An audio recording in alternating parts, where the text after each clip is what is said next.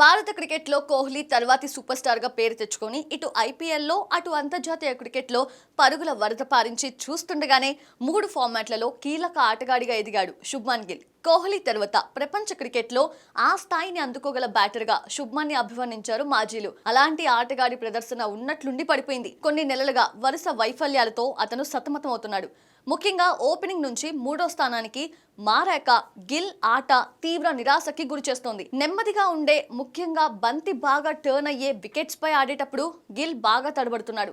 స్పిన్నర్ల bowling లో crease లో నిలవలేక wickets ఇచ్చేస్తూ ఉండడం ఆందోళన రేకెత్తిస్తోంది. హైదరాబాద్ లో ఇంగ్లాండ్ తో తొలి టెస్ట్ లో టీమిండియా అనూహ్య పరాజయం పాలవడం, రెండో ఇన్నింగ్స్ లో శుభ్మన్ మరీ పేలవంగా ఆడి డకౌట్ అవడంతో అందరి దృష్టి అతడి మీద పడింది. స్వతహాగా ఓపెనర్ అయిన గిల్ గతేడాది పుజారా జట్టులో స్థానం కోల్పోయిన దగ్గర నుంచి 3వ స్థానంలో ఆడుతున్నాడు.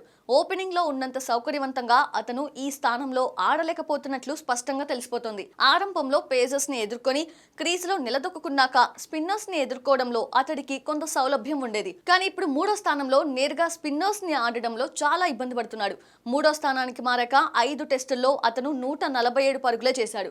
ఒక్కసారి కూడా అర్ధశతకం సాధించిన గిల్ అత్యధికంగా 36 పరుగులే చేశాడు. అయితే శుభ్మన్ లో ప్రతిభకి లోటు లేదని, కీలకమైన 3వ స్థానంలో ఆడుతున్న అతను స్పిన్నర్స్ ని సమర్థంగా ఎదుర్కొనేలా తన టెక్నిక్ ని మార్చుకోవాలి అని మాజీ ఆటగాడు అనిల్ కుంబ్లే సూచించాడు. రెండో టెస్ట్ కి వేదికైన విశాఖపట్నంలోనూ పిచ్ స్పిన్ కి అనుకూలిస్తుంది అని అంచనా. ప్రెజెంట్ ఆత్మవిశ్వాసంతో ఉన్న స్టోక్స్ బృందం శుభ్మన్ కి మరోసారి సవాల్ విసరడం ఖాయం. అయితే ఈ మ్యాచ్ లో గిల్ స్పిన్ ఉచ్చుని ఛేదించకపోతే జట్టులో అతడు కొనసాగడం కష్టమే.